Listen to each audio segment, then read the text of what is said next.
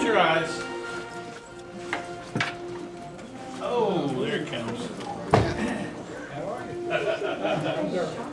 Oh, that'll wake you up. Be able to shut this thing off. All right. There we go. All right, without any further delay, we'll ask Susan to come up. Remember your questions, and let's give her a big hand. Okay, can everybody hear me? Yes. All right. Those who can't, turn up your hearing aids a little bit. David Fox asked me to give a little bit about my background before we start in with questions, so I wanted to talk just briefly about that. I went to school many years ago as an undergraduate at the University of Virginia, and there I fell in with the local grotto, which is the name of a caving club. And since then have visited many caves, including rappelling into very deep vertical caves and crawling on my belly through very long, very low-lying caves. And, I did not get into cave diving, however, like you saw on there. That's nicknamed the suicide sport for good reason. But it engendered in me a lifelong interest in karst and caves, and I've remained a member of the National Speleological Society ever since. And went on and got my master's degree at Lehigh, a PhD at University of South Carolina. Not dealing with karst so much, but with surface processes in general, looking at all kinds of landscape development and the mechanisms behind it. My professional work was largely in the area of hydrogeology and especially investigation of hazardous waste disposal sites, Superfund sites. And then I moved on to the executive director of the local oversight committee in Oak Ridge for 15 years, where I worked on policy issues around Department of Energy's decision-making, including siting of disposal sites and other facilities, because Oak Ridge Reservation, like most of the rest of Tennessee, is riddled with karst-forming rocks and caves and springs and sinkholes. So after my organization was shut down, I went and I created my own company called Ground Control and have been doing very occasional consulting with respect to sinkholes and subsidence on properties and issues surrounding water flow and so forth. So that's in a nutshell, you know, what I bring to this, and I'll do my best to answer any questions you have about the episode we just saw, or sinkholes in general, or what's happening in Tennessee in particular. Yes? Can sinkholes be diagnosed before they actually sink, maybe by ground penetrating radar? It's more of an art than a science at this point. The GPR can be difficult to interpret. So if your collapse features are very close to the surface, possibly. But in most cases, it's not something that is easily used. I mean, it's more useful for things like locating buried objects, and graves, pipelines, things like that. Yes? To find a sinkhole probability, can geologists dig down to find that, or would that actually encourage a sinkhole? Yes and yes. You can hire a drilling firm to probe. You're also, you can do handheld probing, which is useful in a limited fashion. If a collapse or void is close to the surface, that's like when ground penetrating radar might be more useful. You can actually feel that there's a void there. In much of my work, I work closely with drilling firms, and there were more than a few sites where, we'd be drilling along, and then all of a sudden there's a void of, several to tens of feet in the rock, and at that point, we've penetrated a cave of some sort. And in East Tennessee, that can be an air-filled cave, or like in Florida, if it's a little deeper, it can be water-filled. But, that's the most effective way to find potential collapse areas. But the other side of that is caves are very stable. So if you have a cave under your property, it's not necessarily bad. What's problematic is if you have water draining through the soil in your property into the cave, then that's what tends to make those pits eat from the top down, eat up towards the surface of the land. And so that's where the video defines subsidence sinkholes, and you see lots and lots of those throughout East Tennessee.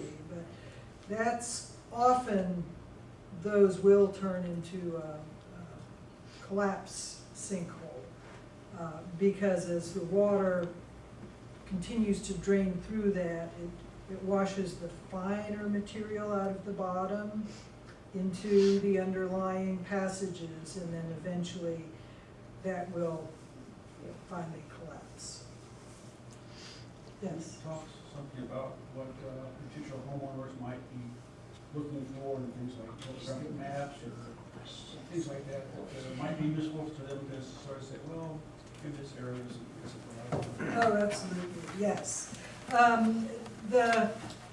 We know there are certain geologic formations in the area that are more prone to sinkholes than others. So that can be the first thing you look at, is a geologic map and understanding those. And I actually brought along with me, there's a nice publication called The Geology of Knox County, which goes into some detail on the different formations that are more prone to karst development.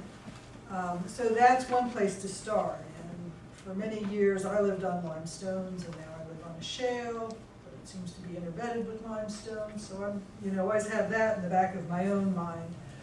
But you can look at that and see, number one, are you on a formation, a geologic rock type, typically limestones or dolomites, that are more prone to karst formation, and some are more so than others. And then secondly, you can look at your surrounding landscape. Now in East Tennessee, what is helpful is our rocks, you have the valleys and ridges. Our rocks are actually repeating series because they've been thrust over each other.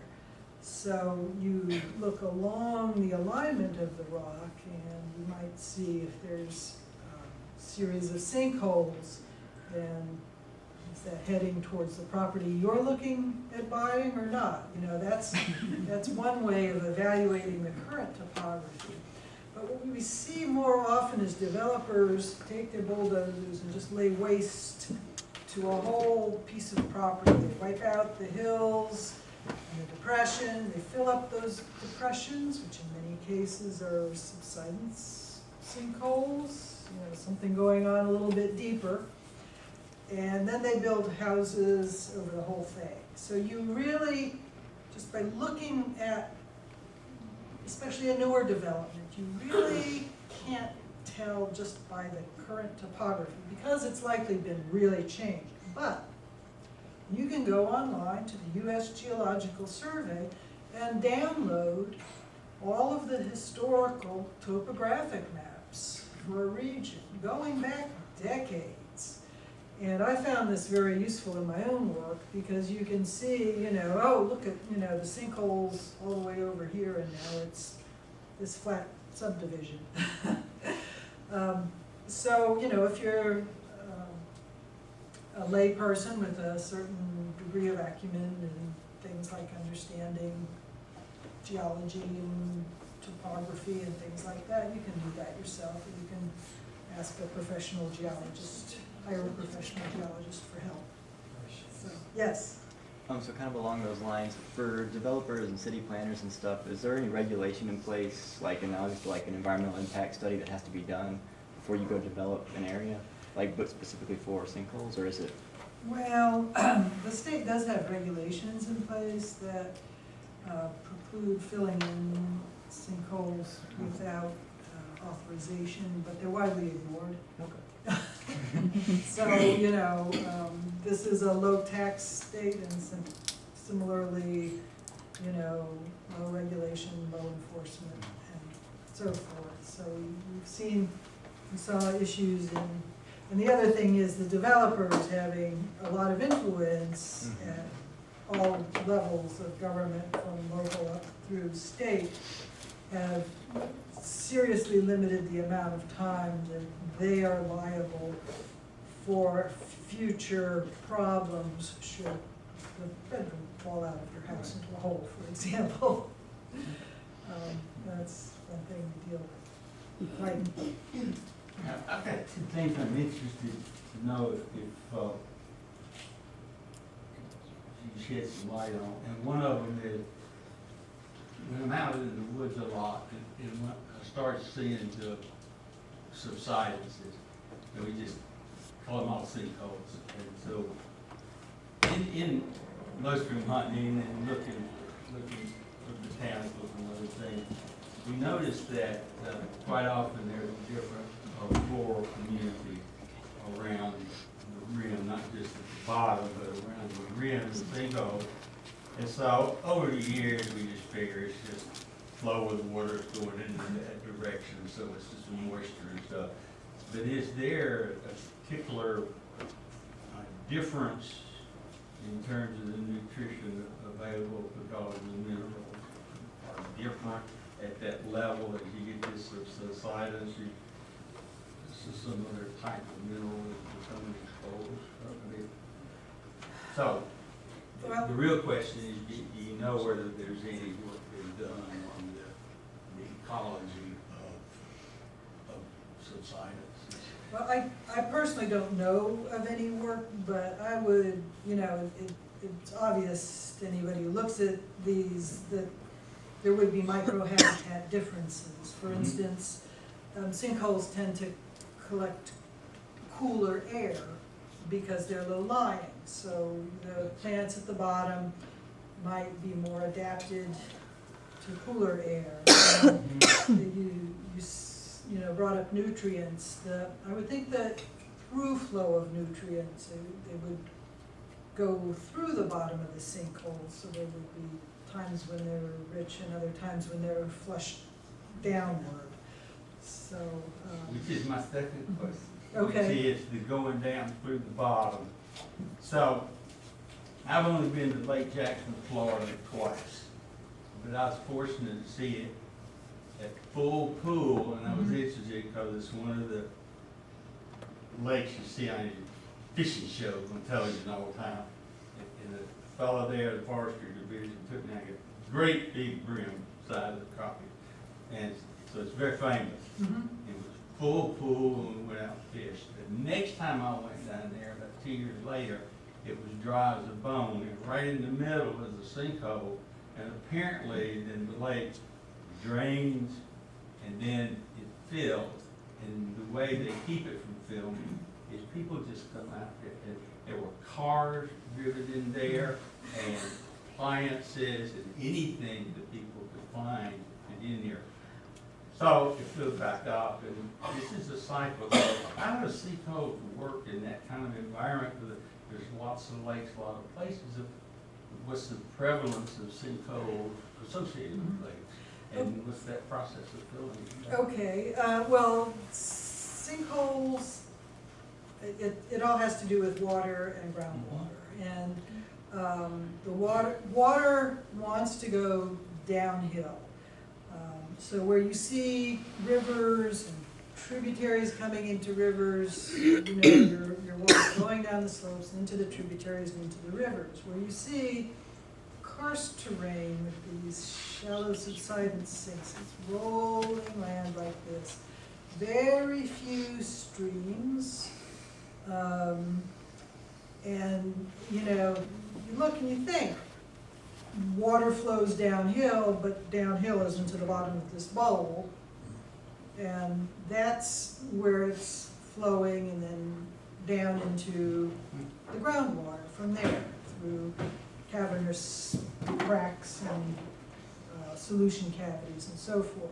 And in time, those subsidence sinks tend to kind of expand and join together. You can have bigger areas with this internal drainage. And you have areas like that in the Knoxville region. One of the most notorious areas is around the zoo area. And the city has struggled with the flooding in that area when the rains come, and what happens is the water, you know, comes down, and it collects, and it gradually drains into the groundwater. Well, when you have a lot of rain, what's happening is that groundwater level is also coming up.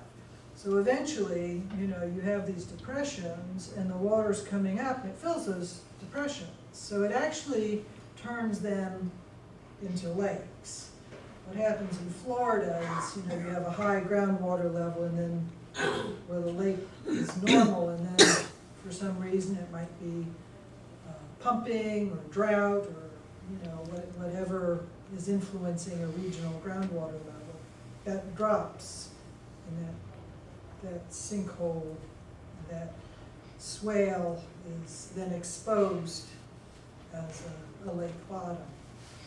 So this is the way that, you know, we see flooding problems, especially in our area, but also they can drain away. And Florida. Shallow water tables or widespread aquifer? Both, yeah.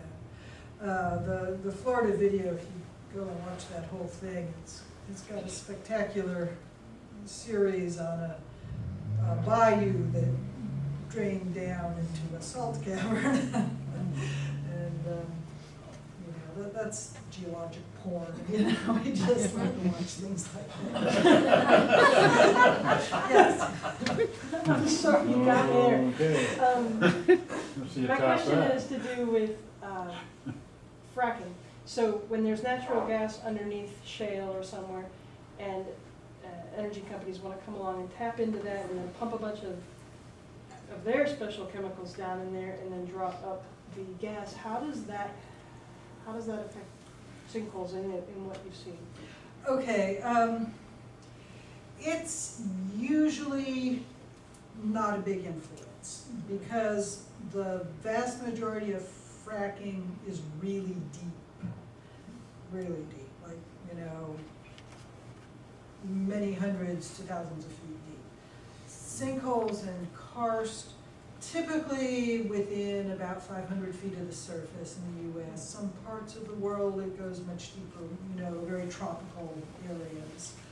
You look at Florida, there are some very deep sinkholes, but they're related to very low sea level stands. They developed when sea levels were, you know, 100 feet or more lower.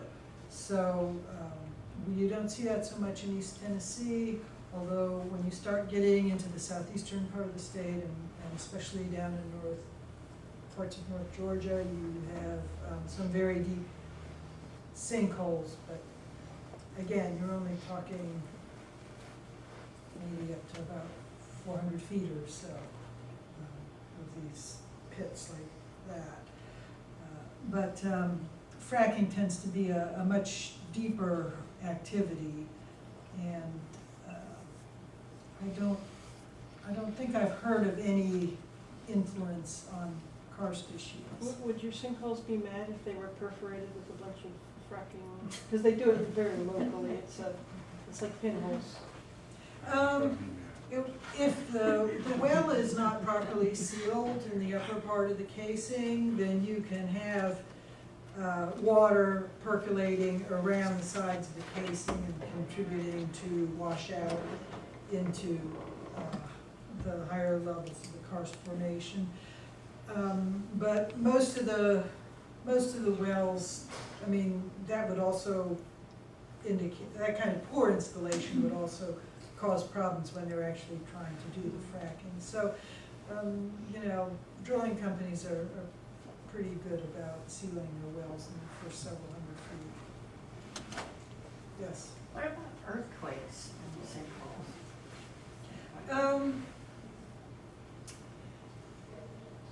I'm not aware of a lot of research in that area. You certainly, well, what I know about an earthquake in a cave is Mammoth Cave was being mined for pewter during the War of 1812, and it was during that time period that you had the New Madrid earthquakes in West Tennessee and West Kentucky, and it shook Mammoth Cave hard, and there were no major collapses within the cave. So when you're looking at a cave, caves are actually very stable formations themselves. Where the instability is where you've got those, they're called dome pits actually, and they tend to eat upwards because of water coming downwards for the most part. And so they do tie into cave systems, but the caves themselves tend to be really stable. Now, if you had, like that video showed, an area fairly close to the surface where there was just a fairly thin bridge of rock or clay material, a good shake might well collapse that. But it's usually more of a hazard is a good rain, as opposed to a good shake, a good hard rain.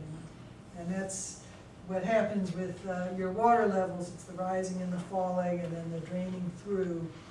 When water levels are high and stable, they're kind of providing a little bit of flotation to the rock and the soil and keeping everything in place. When they drop down, and we see this in areas especially where there's subsurface mining and they start pumping the water out of their mines as they go deeper and regional water levels fall, and you start seeing sinkholes go boom, boom, boom.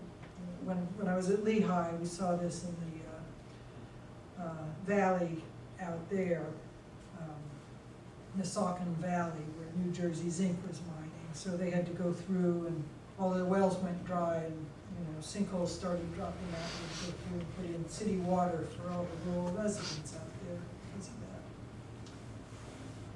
Yes. When there's a relatively shallow water table of fresh water, I presume, that's near a shoreline, does that water table get polluted by seawater so that it becomes higher in its saline content? Yes, it does. And that's a problem with saltwater intrusion. We have that all through our coastal plain systems.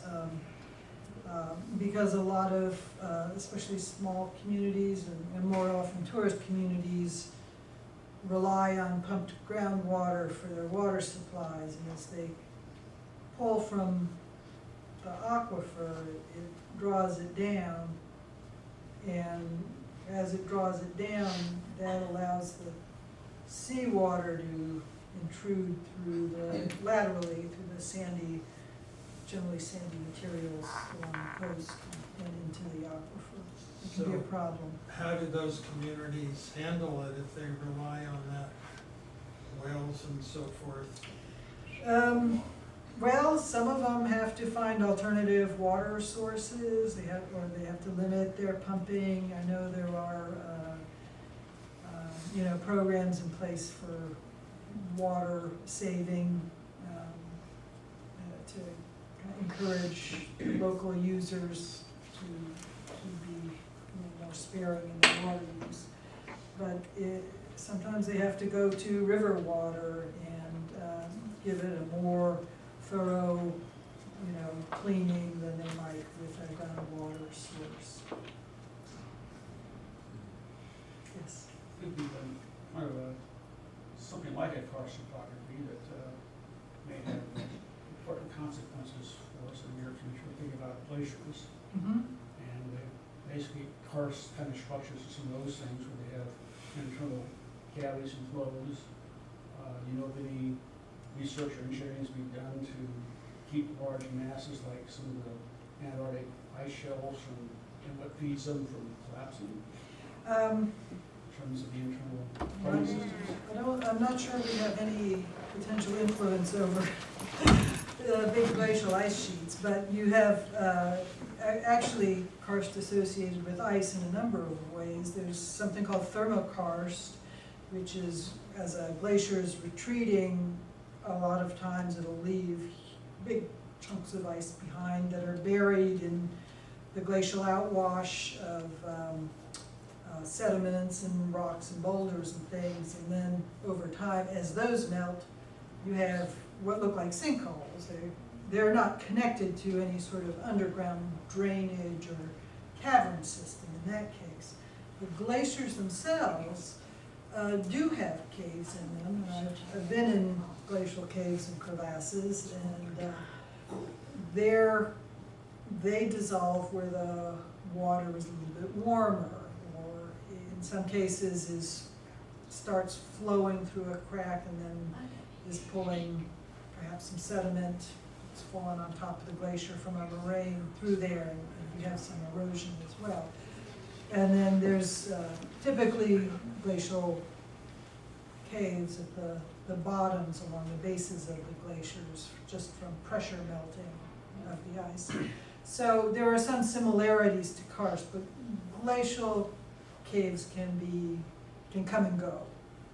Yeah, they can close up or they can open up, and as a glacier moves, areas of it become compressed, so that would tend to close it because the ice itself is subject to movement under pressure.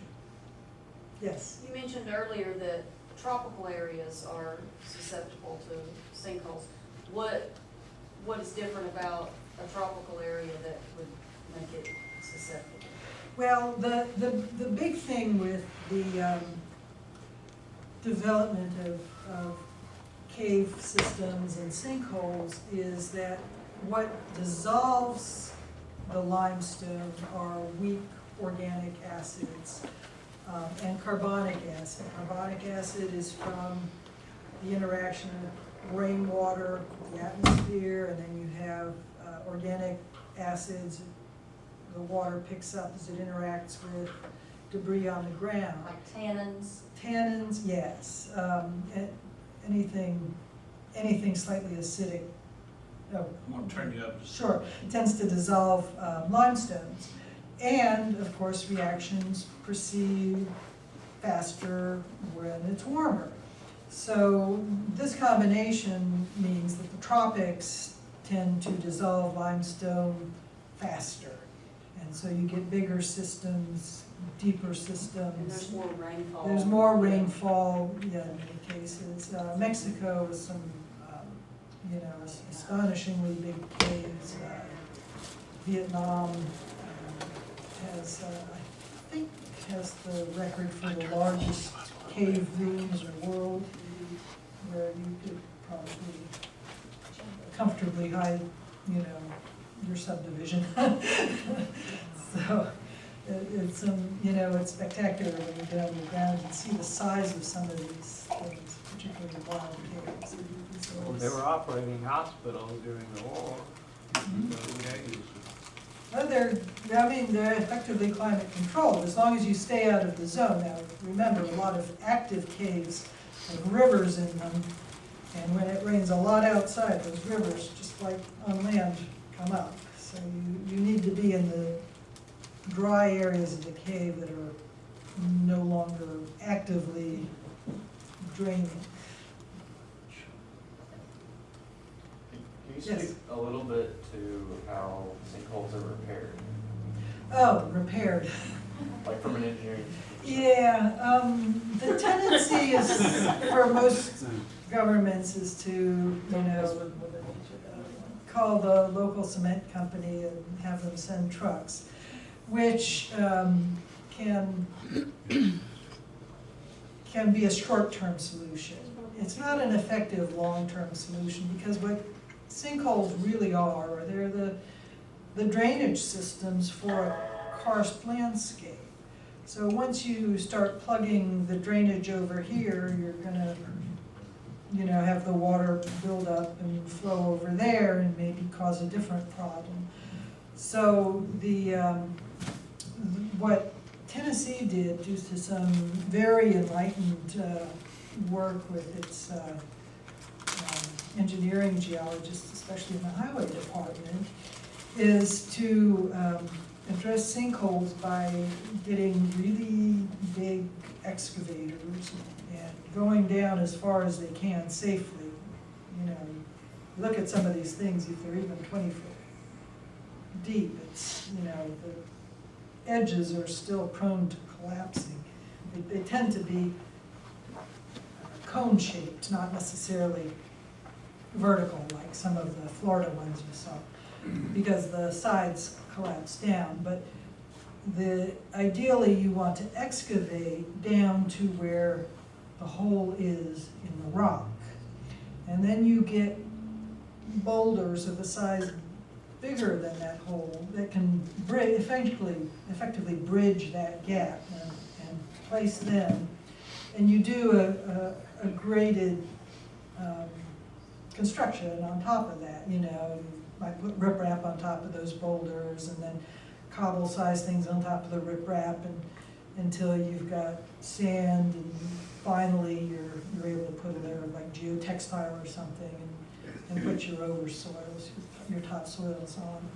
And that way, the water in the region can still drain into it, but it's not going to pull the surface down. And it's supported then by that graded plug. It's not a cheap solution, but it is a very effective one. In sinkholes that are a little too big for that, or have other problems with digging them out or accessing them, you can also use like standard bridging techniques with abutments and so forth, and sinking pilings and putting in pre-stressed concrete or metal beams.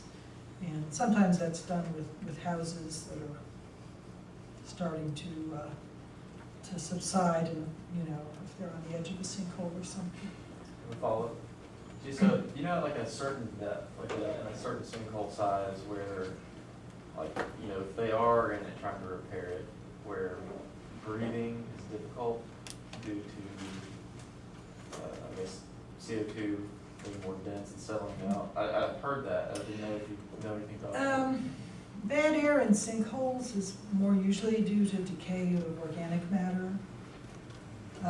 Occasionally you have issues where in industrial areas where you might have had chemicals spilled and you have a chemical gas. Sometimes if there's restricted airflow,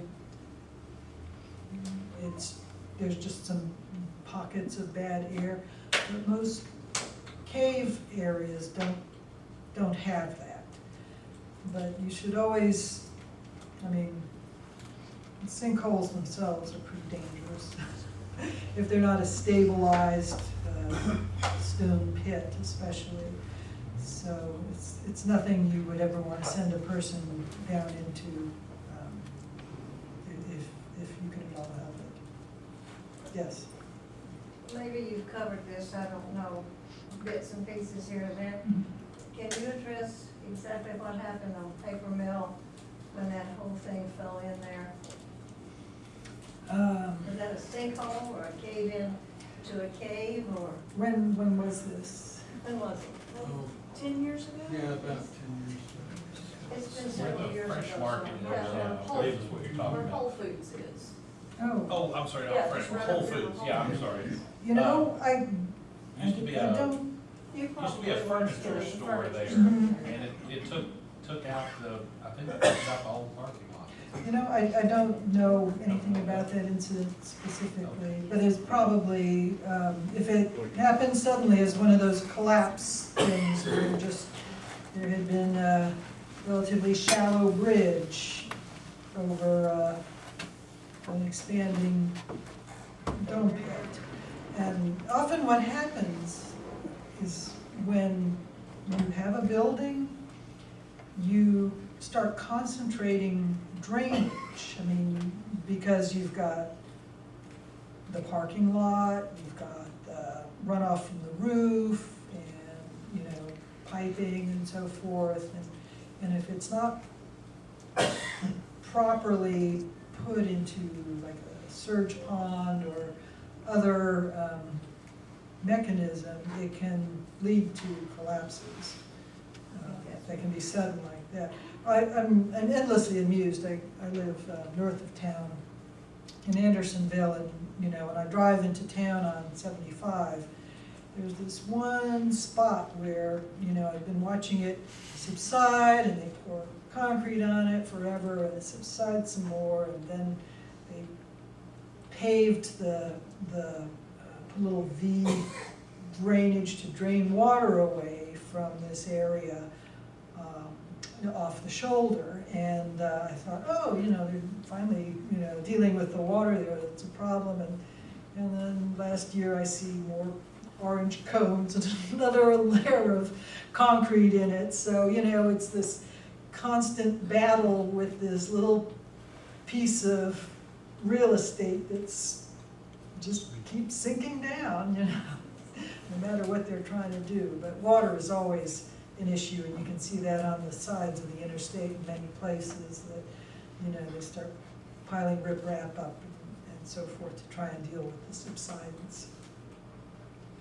Aren't they making that worse by adding weight to the top, to the surface? Not necessarily. It's more about where the water goes.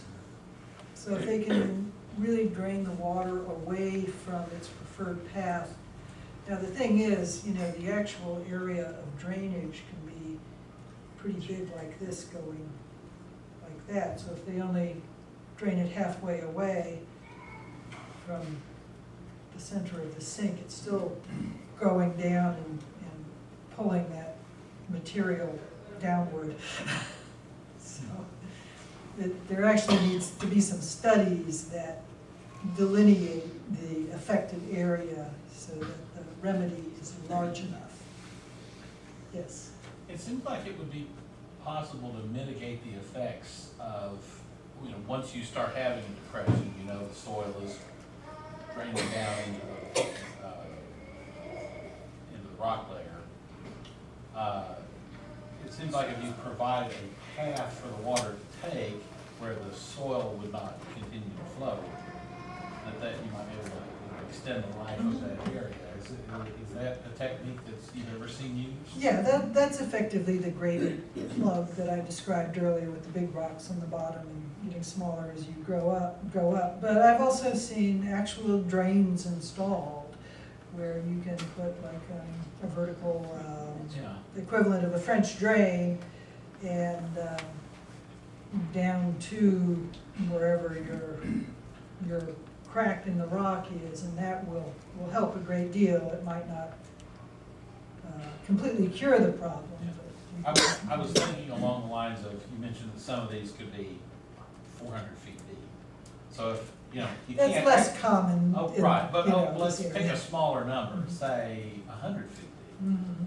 It's not really effective to excavate down. That would be impossibly expensive for, you know, Mhm. for most people. But would it be would it be reasonable to, to drill a well for drainage to provide a different path for the water other than just partly through the water? Yeah, Or, I'm that's, sorry, through the soil. yeah, that's a possibility. Generally, though, you're not looking at 100 feet of soil going down like that necessarily. What you're looking at is I don't know, 30 to 50 feet of soil at most, and often much less, which is going down into rock, which is closer to the top. So it's when those pits come all the way to the surface, and they're the big pits in the limestone, and of course you have the surface being washed away as well. That's when you see the really spectacular, huge vertical drops like that. But that's not typical of sinkholes. You might have a collapse, say, into a room that's a few tens of meters wide at most. Yes? Can you talk about the rate at which they form? Like, say like a natural environment, there might be some sinkholes present, but you mentioned like a land developer coming in and, clearing off the landscape, and then they concentrate drainage with, surface formations of water control or downspouts from roots and that kind of thing. So like, in that kind of situation, like you have a new landscape, new environment, how rapidly does it take for a sinkhole to form in that kind of situation? Yeah, it's kind of hard to really know that. But I think what I've seen in developments around, this East Tennessee, maybe on the order of decades, so by which time the developers have long out of their liability window, and have had generally not just a few years. This was a question in the back. Oh, in comparison to other countries, where do we rank as far as sinkholes go? And is it in comparison to, we're draining a lot of our aquifers for the water bottling companies. So in comparison, are we kind of medium range, or are we pretty high up there? The United States has a lot of limestone. Down in Florida, you're looking at limestones that are very recent, and they've not been deeply buried and well cemented, and that's one of the reasons they dissolve quickly, and it's warmer down there, so you have a lot stronger activity in the solution. So that's why particularly in the Tallahassee area, you've got this huge sinkhole problem. But the United States in general has got a lot of limestone and a lot of potential for karst development. But the Southeast is more prone to it than, say, the Rocky Mountains. So there are caves in the Rockies. It's colder. They don't get quite so much flow through. It's a little bit more area. So it really depends a lot on where you are in the country. So essentially, we're kind of doing it to ourselves. Oh, well, and yeah, but it's a natural phenomenon. It would happen even if we weren't here. But So there's something good that comes out of sinkholes too, like just the natural progression of how the earth moves and. yeah, it's just they are links to the underground drainage system that takes surface water away. Mm-hmm. Yeah, and it's a fascinating subject, because in East Tennessee that always has to interact with the surface drainages to some extent. And so in hydrology, in comparison to the miles and miles and miles of caving, how many miles in this region do the caves go, and that we could be transferring that water through the caving systems and sinkholes per se, or to keep things moving? I don't know about numbers, but Tennessee, in fact, has more caves than any other state in the Union. So the plateau, the edges of the plateau are riddled with caves, and you go to someplace like Virgin Falls, the stream comes out of the rock and falls down and goes back into a cave. I mean, they've got some truly spectacular karst development there. But we've got a lot of caves and very active cave exploration in this state. Now that I'm older, my knees don't want to do that anymore. Yes. I've noticed in a lot of the new subdivisions that the developers are putting in, I guess you call it surge ponds. Surge ponds, yeah. Is that the purpose of the surge pond, is to help mitigate any future sinkholes? Well, maybe in part, but it's more just for stormwater, to slow down stormwater. Tennessee has started being pretty aggressive about that just because of flooding issues and mismanagement of stormwater, you know, in subdivisions before. It's, and also the pollution associated with stormwater. That first inch of rain is what they're trying to capture, because that's what washes off all the particulates from streets and the oils and so forth. And then if that has a chance to sit, especially in a more grassy area, you're going to get breakdown of a lot of those contaminants, and they'll be, you know, bound up in the grassy soils and those swales and things. So, and that keeps them from getting into the water and also from getting into our waterways. So, yes, David. There was a question in the back about how quickly they form, if we're more susceptible and so on. One thought that came to mind when I heard that question was, when I had the little baby sinkhole on my property, I was interested, I was fascinated to learn that Tennessee and Florida are singled out by insurance companies having to do with,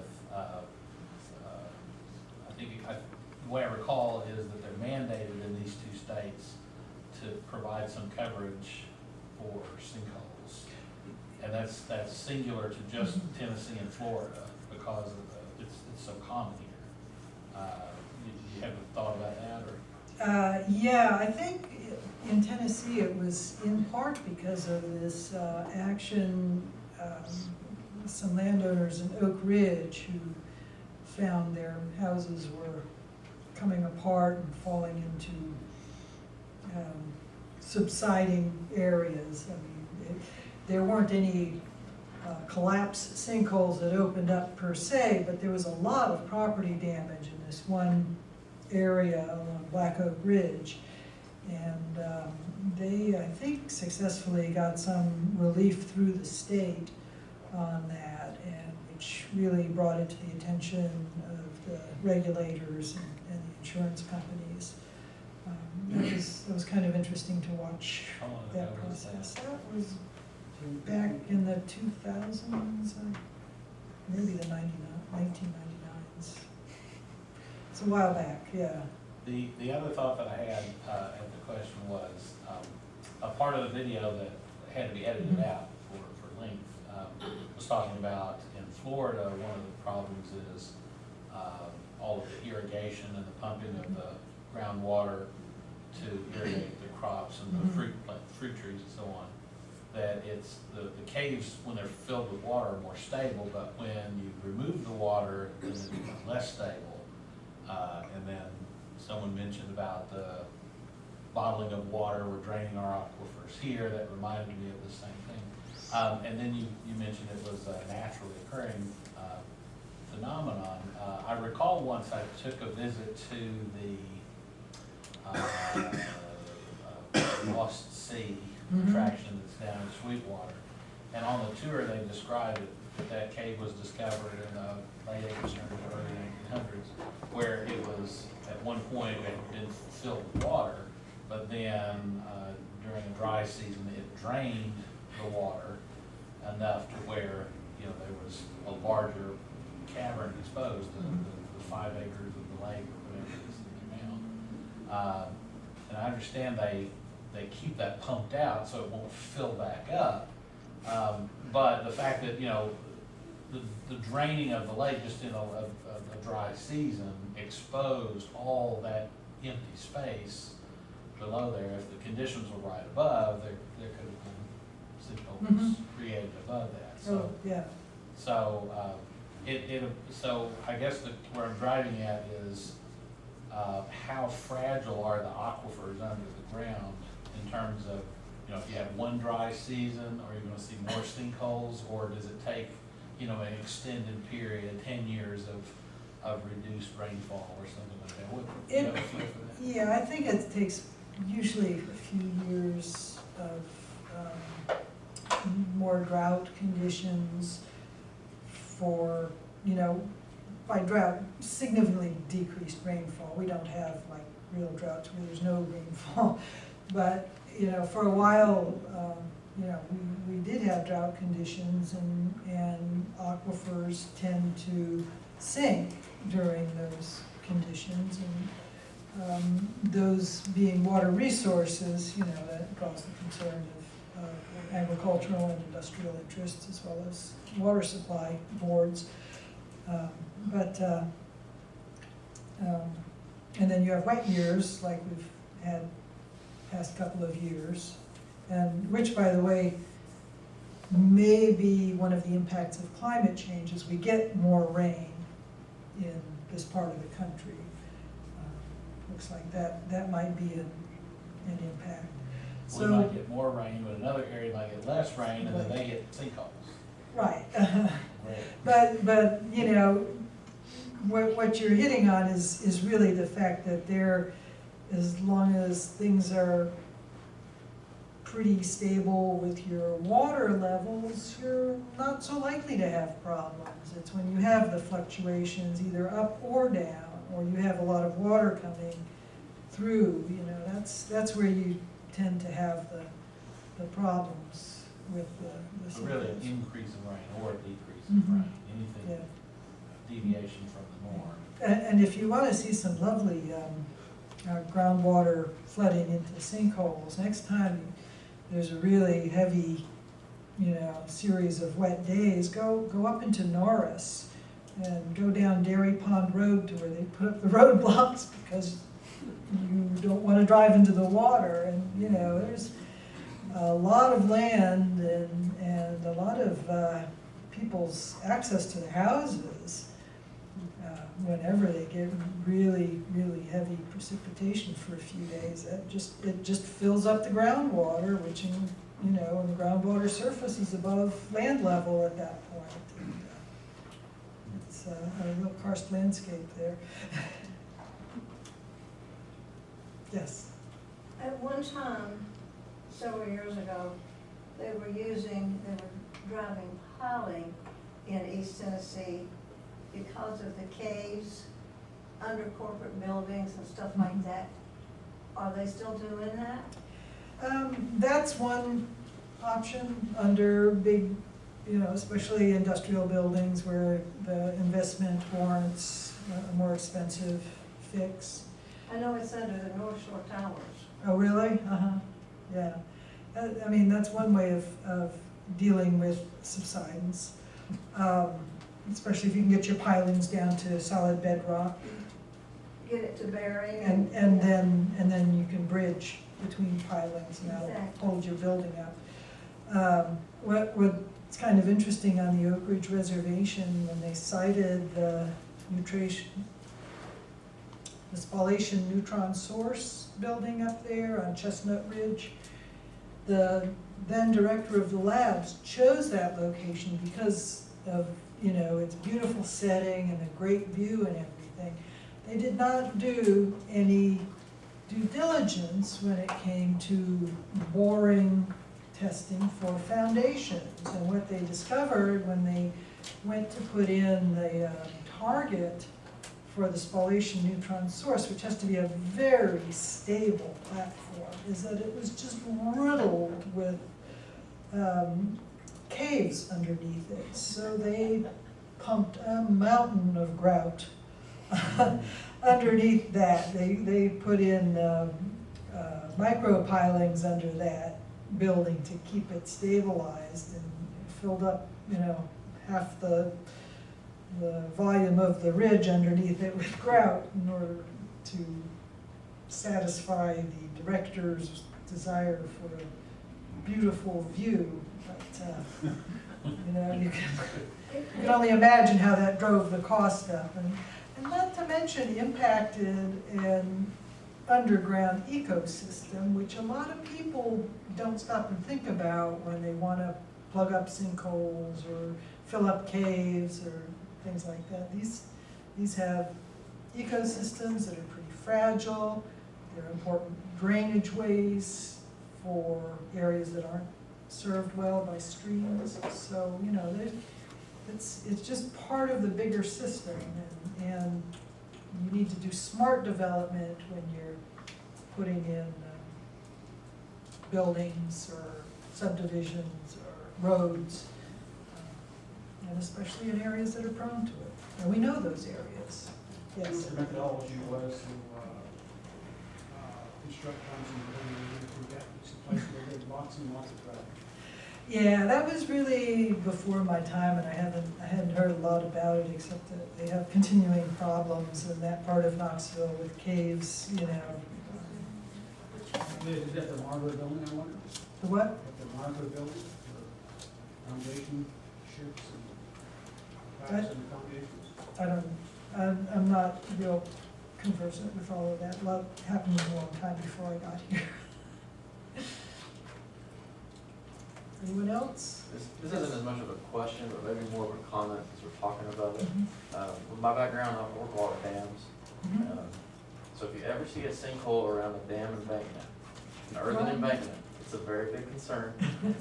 You should probably call whoever owns that dam. Yeah, absolutely, yeah. Maybe you can elaborate on how that works.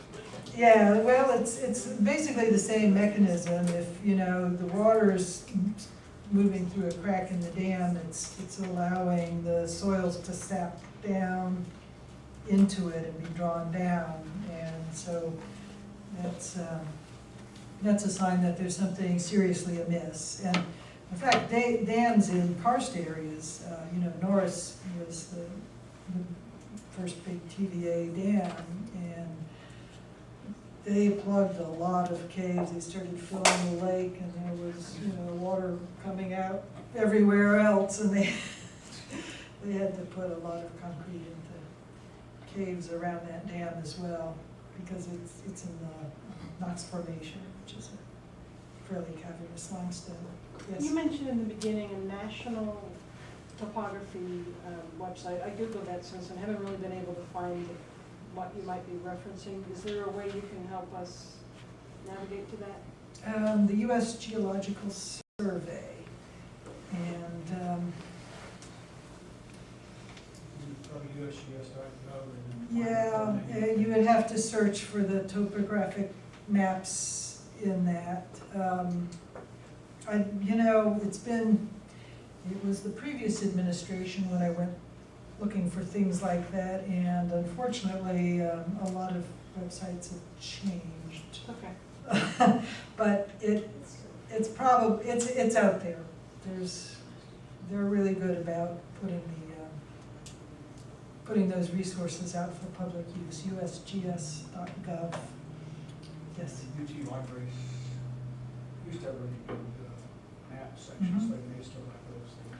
They- They digitize They may well have them there. The nice thing about the USGS is you can download them onto your computer, and they're Adobe Acrobat format, and you can actually do some manipulations with them and take snapshots of areas and, you know, enlarge them and paste them into something that you can then print out and use. Yes. Do you know if Knox County Public Library has any copies of this book that you showed us earlier? They should. They should, and I'm pretty sure it's The name of it? available. This is Geology of Knox County, Tennessee. It should be available from the State Geological Survey for purchase as well. Any more questions?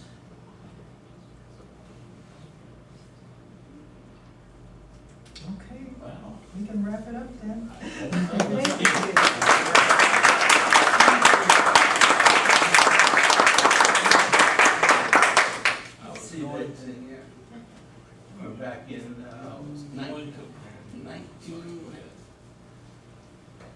1977, 78, we digitized, worked at PEA, we digitized, with geology and land cover and everything, we published it in Food Engineering. So, this is the event list on our website, and today, September 19th, they're newer as we go up. So next month is, we're going to be here on October the 3rd. That's actually 2 weeks from tonight, and so that's coming up very quickly.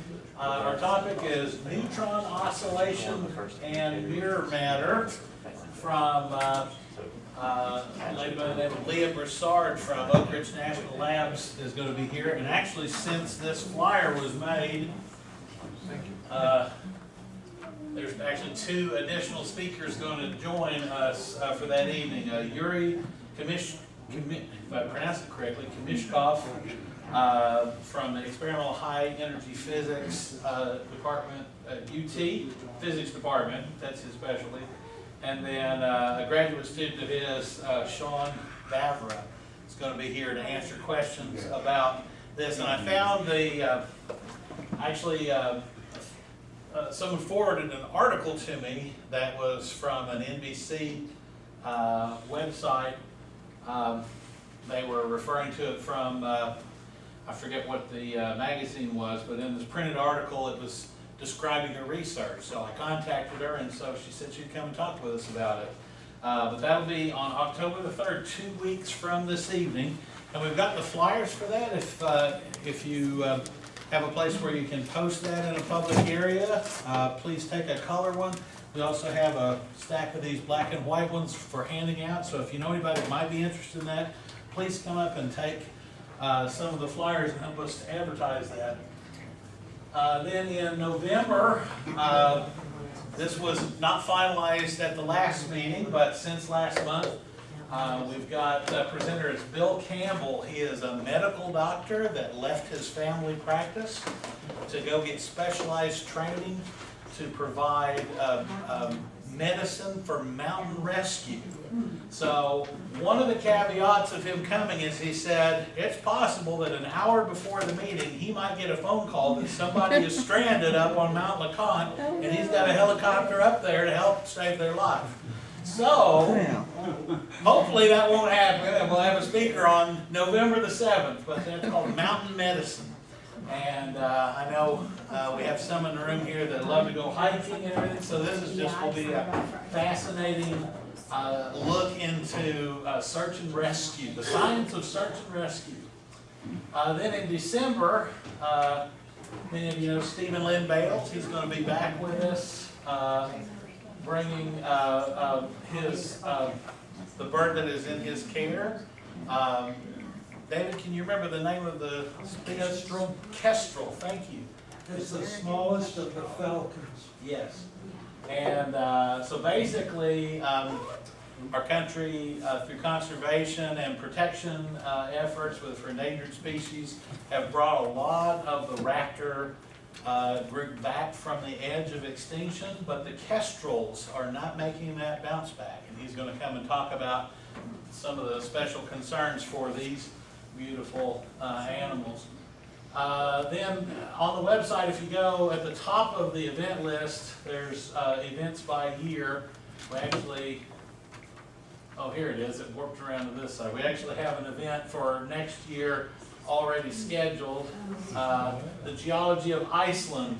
And this is our speaker here, Tammy Jovanali. Thank you all for coming, and we'll see you in 2 weeks.